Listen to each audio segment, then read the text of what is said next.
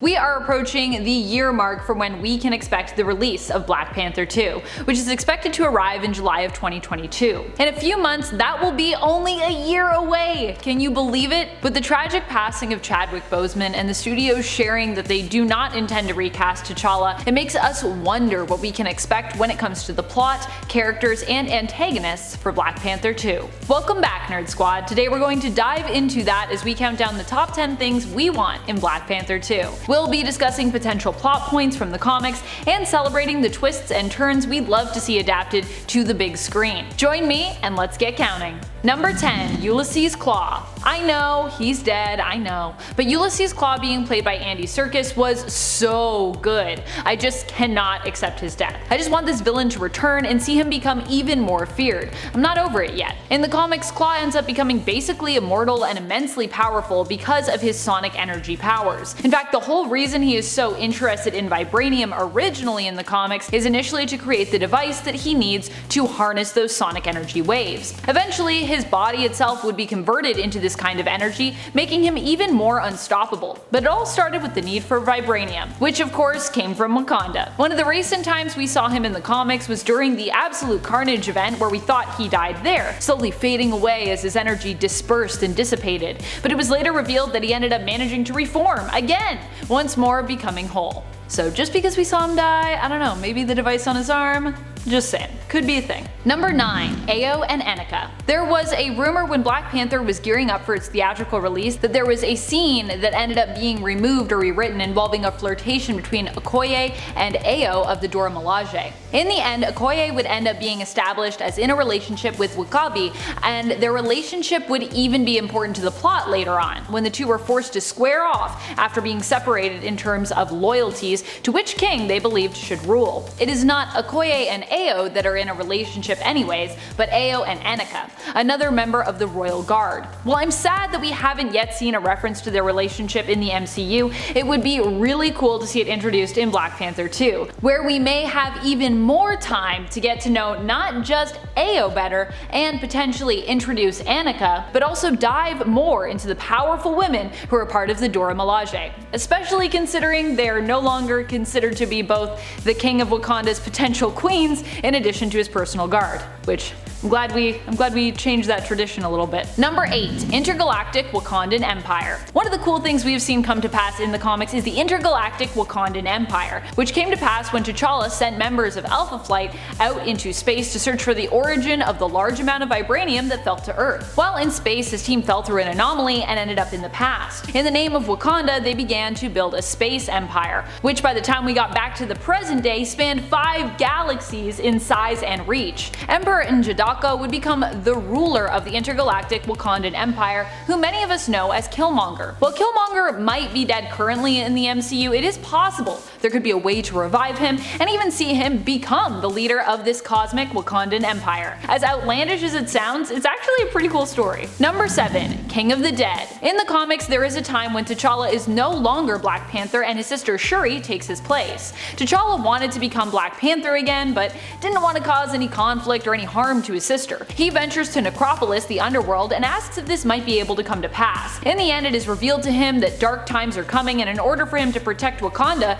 he needs to become the King of the Dead, the champion of Bast, the King of Kings. Necropolis also houses all of the dead kings, and when T'Challa accepts his position as its king, he gains the knowledge of all of those who have come before him. While I know that Chadwick Boseman won't be coming back, it would be nice to have this be the continuation of T'Challa's story. Maybe we don't actually see T'Challa go there, but instead it is explained to us that he has gone to the Necropolis and lives there as the ruler of the dead and all the fallen kings who came before him. Seems kind of fitting considering what a champion, hero, and king Boseman was in his everyday life. Number 6. Bast. Speaking of the underworld of the dead, another character that has been important to Wakanda is the god known as Bast. especially when it comes to the power of Black Panther. It is believed that Bast was the one to grant Black Panther their powers so that they might be able to defeat the demonic spirits that appeared following the tribe's discovering and using the vibranium that fell to Earth in a meteor landing in Wakanda. Bast was also the one who offered T'Challa the position of King of the Dead and made him her own Black Panther, while Shuri remained the Black Panther of Wakanda. Even if we don't go in that direction, I think it would still be cool to just see Bast appear, hear legends of the Panther God, or even experience some of her influence within the story of Black Panther 2. Basically, I just want more Bast in there. Number 5. Storm. Storm is often acknowledged as the one true love of Black Panther in the comics. Many are still waiting for those two to get back together following their separation and their divorce. Prior to that divorce, Storm was actually Wakanda's queen for a time, and these two have history that actually goes back decades when it comes to their love story, with them both being in love with one another when they were both quite young, back when T'Challa was a prince and before Aurora was even a member of the X-Men or worshipped as a goddess. Way back. While T'Challa won't be appearing in Black Panther 2, we could still see Storm pop up and acknowledge their earlier romance. Also, any movie that gives me a little window of possibility for introducing Storm and mutants, you best be believing that I am going to hope for that to happen. Also, even without T'Challa being around, Storm could have still had a prior attachment to him and Wakanda that could make her a powerful ally for them in regards to whatever adversity they face next. Number 4. Atlantis. One of my favorite ideas for Black Panther in general, in terms of plots, is to see Atlantis somehow introduced and integrated. In the comics, Atlantis and Wakanda have big political beef that usually results in war between the two nations. Their history together actually goes back to the days of Namor's father, who had sought to find the world's secret vibranium deposit during an expedition to Antarctica. It was there that he met Princess Fen, Namor's mother. So yeah, Namor has the story of his birth actually tied up somewhat in the nation of Wakanda's secret of technological advancement. It's vibranium. The main event that inspired these two nations to attack one another was during Avengers vs. X-Men, when Namor, as one of the Phoenix Five, armed with the Phoenix Force, tracked down the Avengers to Wakanda and created a massive tsunami with his immense power that flooded the nation completely. This is the incident that started it all and also led to Black Panther ultimately splitting up with Storm, who still sided with the mutants and X-Men despite the actions of Namor. Seeing Atlantis possibly emerge in the MCU as Wakanda's next enemy could be interesting, especially as there would be a lot of opportunities to tell a new story without the existence yet of the X-Men and the absence of T'Challa's Black Panther. And it could also, like I said, it could also give us a window for mutants to slowly appear. Namor could still be the first mutant. Haha. Number 3. Honoring Chadwick Boseman. Something we would all love to see happen in the film is an acknowledgement of the amazing hero that we all lost. Chadwick Boseman. Even outside of his role as T'Challa and Black Panther, this man and performer was an everyday hero besides, championing equality and doing his best to lift up other real-world heroes who deserved it. He hid his illness to make sure that everything he did wasn't overshadowed by any of his own personal struggles, and he appeared to do it all with a smile. At some point in the film, we not only hope but expect at this point that we will see some kind of tribute to the actor, allowing us to remember what a hero, a champion, and a king he was, both inside his role and outside of it as well. And I think we all also hope it will be something much grander than, a little Easter egg, or instead that we'll get maybe multiple moments in the film that acknowledge his importance and evoke his presence as he continues to live on in films that promote inclusivity and equality like Black Panther and its sequel. Number 2. Killmonger. Another character we'd love to return despite his death in the first film would be N'Jadaka, aka Eric Killmonger, Black Panther's enemy and cousin in the first film. Many people are hoping we could somehow see Michael B. Jordan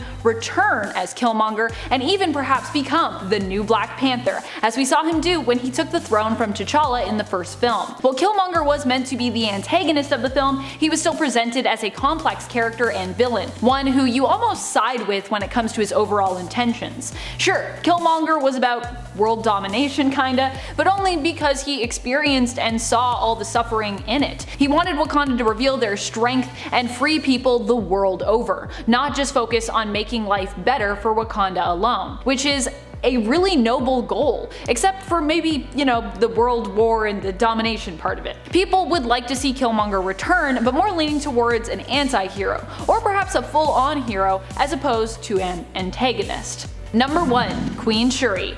In the comics, there is a time where Shuri rules Wakanda in her brother's place, and even goes on to become Black Panther. With Chadwick Boseman's passing and Marvel and Disney's decision not to recast the role of T'Challa, which I personally super agree with, this seems like the logical next step in terms of the world that we have already built. T'Challa was the king of Wakanda, and without an heir, Princess Shuri should be the next in line as his younger sister. Shuri is played by Letitia Wright in the first film, whose Twitter controversy last year may end up making this direction less appealing for studios and fans alike, and might even affect the character's casting in the sequel. In terms of the comics and this story alone that we saw in the first Black Panther film, this is a narrative that has a lot of value though. While not being raised to necessarily sit on the throne, Shuri has the intellect, and in the comics has also trained alongside her brother to be a formidable fighter, so she could have the prowess to become Black Panther already. There are no more heart-shaped herbs to give her the powers of Black Panther, but she could either substitute her own tech to make up for that, or perhaps pray to Bast, who could then appear and perhaps grant Shuri the strength she needs to take up the mantle as the hero. Either way, Shuri does seem like she would make the most sense, and I enjoyed her time as Black Panther in the comics at least, so it would be cool to see the films give us something inspired by that narrative. What would you like to see happen in Black Panther 2? Who would you like to see return, and is there anyone who you hope doesn't? Who or what do you think should be the main antagonist of Black Panther 2? Let us know in the comments below. This has been Top 10 Nerd, and I'm your host Amanda McKnight, reminding you as always to stay nerdy, YouTube. Wakanda forever.